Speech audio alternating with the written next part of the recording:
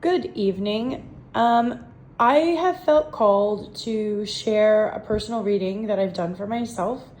I've found lately that a lot of the things I've been channeling, messages, symbols, when I've been sharing them, it's kind of resonated with the collective. So I felt very strongly that I should share what I've pulled for myself tonight. And actually, I had intended to do a reading with a certain question in mind. And before I could do that, while I was shuffling, 2 cards came forward right away. So I went with those. So here's kind of what I've journaled and what I've gotten from the cards. And I'll share that with you, and hopefully it resonates with someone out there. So the first card that I pulled is the Moon card. And what stuck out for me is when I look at cards, I try to piece the picture together. So for me, what stood out was the Twin Towers, the flames. I got a lot of Pisces energy coming through with the water. And I know that the lobster isn't Pisces, but I still just, the lobster in the water, Pisces energy just really clicked for me immediately. And then a new path coming through as well, because you see the yellow path, and instantly the song, the Follow the Yellow Brick Road, kind of came through. I'm feeling a lot of fire and water energy coming through on this card.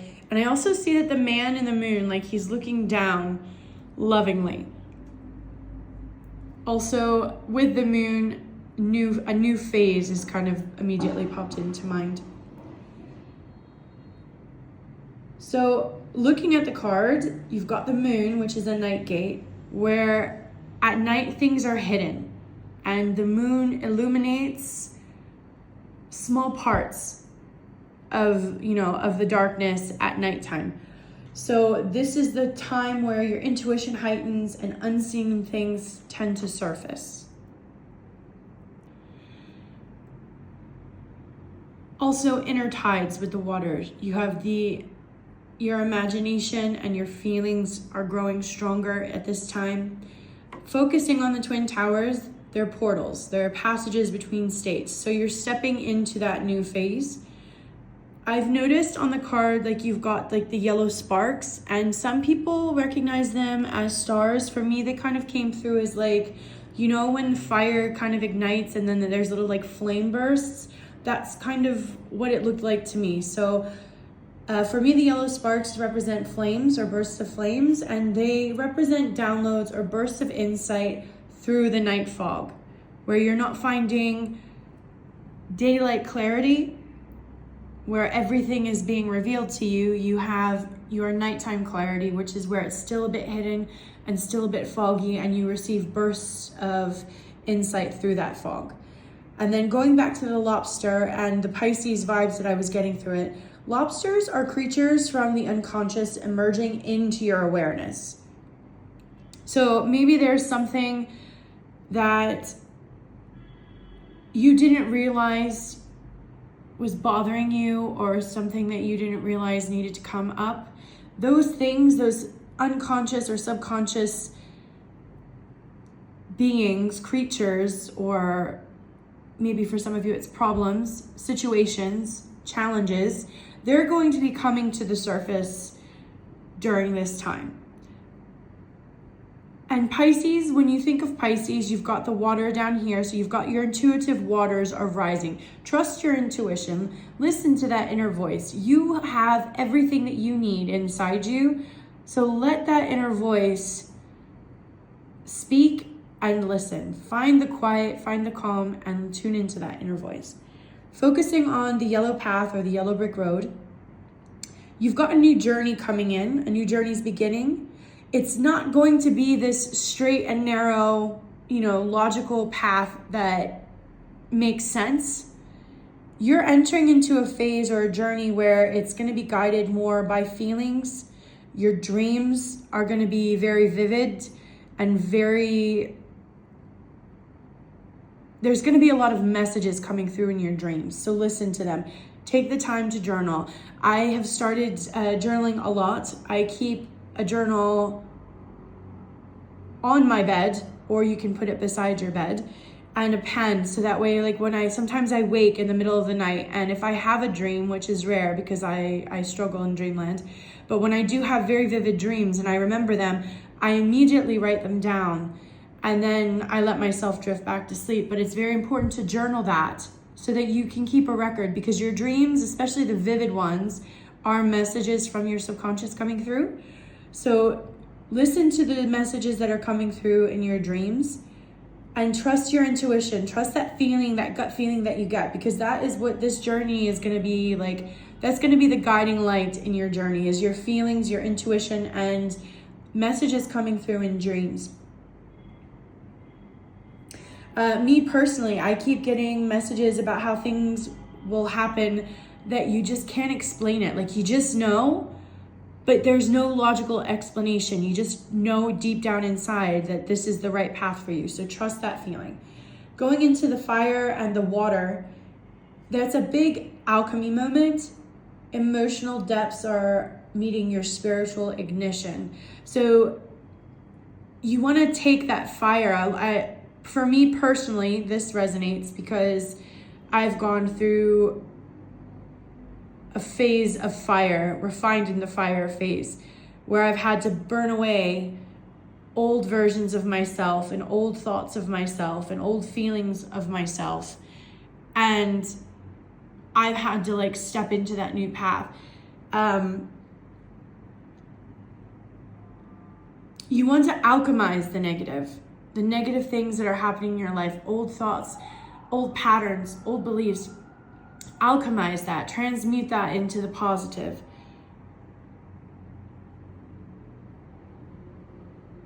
That also goes into back to the water. It's like a transition point where you're leaving the emotional subconscious phase and stepping into action. So where the lobster is leaving the water, he's making a conscious choice to step onto a new path, and a path that's not completely clear and ignited and lightened up for him. That lobster is stepping out in faith and taking action. So faith plus action. That's going to be key going into this new phase, going into this new journey that you're about to step into. Looking at the man in the moon, his loving gaze, that's your higher self. Your higher self is basically saying to you, you're safe to walk this path of mystery. Just because it's unknown doesn't mean it's not safe. Just because it's unknown doesn't mean that you should be afraid. As humans, fear of the unknown keeps us a bit crippled, and it's a cage for us. We put ourselves in a cage, and that cage is actually not locked up. You can open the door whenever you want to. So what this card is saying is step out of that cage. Just get out of that fear. Don't let fear hold you back. Fear is an illusion. And I think one of my favorite quotes that I read in this book was, "The illusion of fear is my only limitation." You are limitless. So this card, your higher self, is asking you to take a step of faith, not even a leap of faith, just take a step. That lobster, he's not going to go very fast on land, but he's taken that step. He's taken the initiative to step out of the water and go on a journey into the unknown. Moving on to the Six of Pentacles. You've got the number 6, and 6 represents the number of love. So what you can also see in this picture is what you give, what you put out into the world is what you receive. Give and take. So give love and receive love, but also harmony, because you don't want to deplete yourself. You have to find a balance. You need to be reminded that love that's balanced is sustainable. Love that self-erases is martyrdom. Don't make yourself the martyr, whether intentional or unintentional. I live in Egypt, so the first thing that I noticed after the number 6 was the scales. So I've been starting to work and learn about the goddess Ma'at. So for me, Ma'at's scales of balance was one of the first things that I noticed. So keep the scales balanced. Use discernment and trust your intuition on who's deserving of your energy and who's not. Not everyone deserves your time and your energy. There's an exchange and flow going on in this card. So money, time, love, circulation. Not hoarding and not overextending. You have to find a balance. And that's not just in money. This could come through to you in love. This can come through to you in friendships or any type of relationship. This is, you need to find balance with whatever is going on in your life in the physical world. You have to find the balance between that and love. Do it in a loving way, but don't overextend yourself. Don't deplete yourself, because you need to be able to give and receive, or your cup is going to be empty. So talking about that karmic balance, every act of generosity shapes the field that you live in, and you have to use discernment. True giving empowers both the giver and the receiver, but blind giving, it drains the well. If you notice in the cards, one beggar gets, but the other doesn't. And that is where the man that's handing out the money, he's set up an energetic boundary. That's Spirit's way of saying, you need to learn to choose where your light goes. Not every outstretched hand is aligned with your mission. Just because there are people with need does not mean that that is what is aligned for you. There are plenty of people in this world who are in need. And there are a lot of people in this world, I'm sorry, that will take and take and take. What's that saying? If you give an inch, they'll take a mile. And then you've got nothing left. So again, going back, love that's balanced is sustainable. Love that self-erases is a martyrdom. Do not deplete your well. Keep your well in a state of constant give and take. So whatever you're giving out, make sure that you're also receiving. And that doesn't mean that your love should come with condition. Healthy love, healthy giving automatically brings in new energy anyway. It's not something that has to be forced. It's not a condition you have to put on it. So what Spirit's asking you is to know the difference between the kind of love that drains you and the kind of love that sustains you, because you are important in this scenario. Spirit's saying, keep an open heart, but pair it with discernment. Reciprocity matters. Let your generosity create flow, not depletion. If you're feeling drained, you're off balance, you're imbalanced. You need to go back and take a moment to pause and see where that imbalance is happening and what can you do to rebalance the scales. Energetic investment strategy is key. So give yourself, give love, give energy, and give time where the soil is fertile. Do not pour water. What I'm getting like in my mind's eye is I'm seeing ground that is just cracked and it is dead and there is no life in it whatsoever. You can pour water onto that soil all day, but there is nothing there that's going to stimulate growth and abundance. So you need to know where the soil is dry and barren, basically, and where there is fertile soil. Something that came through for me during the reading, it's an affirmation. If you want to write it in the comments, or if you just want to write it down, you can pause the video so that you can take time to write it down. This affirmation is, I give with love and wisdom. My offerings returned to me multiplied, and my scales remained balanced. One more time. I give with love and wisdom. My offerings returned to me multiplied, and my scales remained balanced. So tying it all together, you've got the moon and you've got the Six of Pentacles here.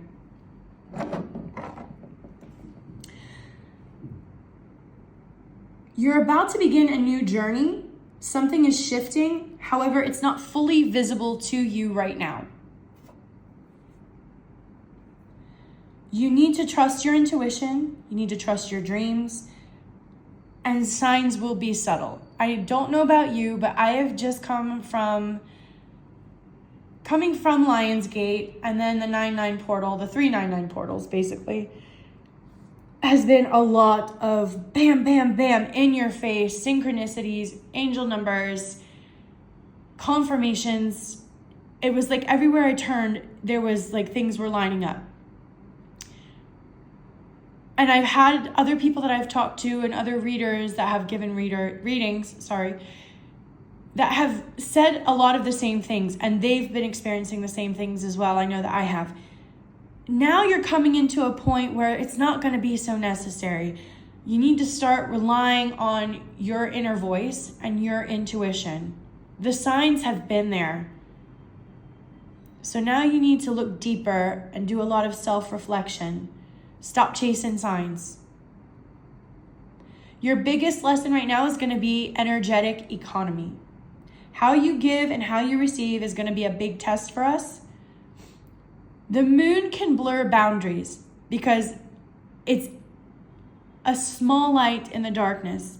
If you look at the big picture, if you look at the world around you at night, there's so much darkness. And that moon only lights up a little bit. So your boundaries and lines are a bit blurred. You can't go into this thinking that you're going to get some straight answer or some straight path. It's not. Spirit's saying that right now, I'm not going to just hand it to you. You need to trust yourself.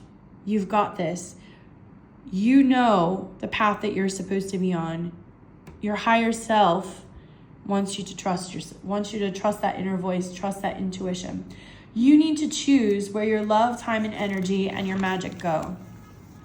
So the moon is saying, listen deeply and trust that voice within. And you've got the Six of Pentacles saying, don't bankrupt yourself. So together, the key in that is discernment is magic. Intuition plus healthy boundaries, that's going to equal safe passage for you. You're spiritually open and receptive right now. This is your psychic time. You're going to have a lot of your psychic abilities come to the surface. So maybe you've been having issues and you've been struggling with trying to tap into that psychic ability that you've got. It's going to start coming to the surface right now in this journey. So you need to pay attention to your dreams and the subtle synchronicities and that inner voice, because that's going to be key to keeping you on that path. You're going to face requests from all sides. There are going to be people who are going to want to take from you or who are going to be in need from you. And you need to use that discernment and see, is this, number one, for my highest good? Is this going to deplete me or is this going to sustain me? So learn to give without being drained. Also, no is a complete sentence. You are allowed to say no without feeling guilty. You need to look for energy exchange, true energy exchange. If it's all take and no give, take a step back. I'm sorry, this isn't what's right for me right now. So again, reflecting on the cards, especially on this moon card, it is not a full daylight clarity type card. You are not getting all of the information up front. You're not seeing everything being brought into light at once. You're getting little bits and pieces coming into you through signs, through dreams, inner voice, and synchronicities. There's a lot of hidden truths right now. So act gently, but act with intention. Don't let illusions guilt you into overgiving. So a mantra that's kind of come through for me is, I trust the unseen path and guard my sacred resources with wisdom. I trust the unseen path and guard my sacred resources with wisdom. So step forward into this unknown, but at the same time, keep your heart economy healthy. You don't want your light to burn out while you're discovering this new chapter. So I hope this resonated with someone. If it did, please share your experience with me. I would love to hear from you. This is something that's completely new for me. I have never done this before. And I don't know what else to say besides peace and love and blessings to you all.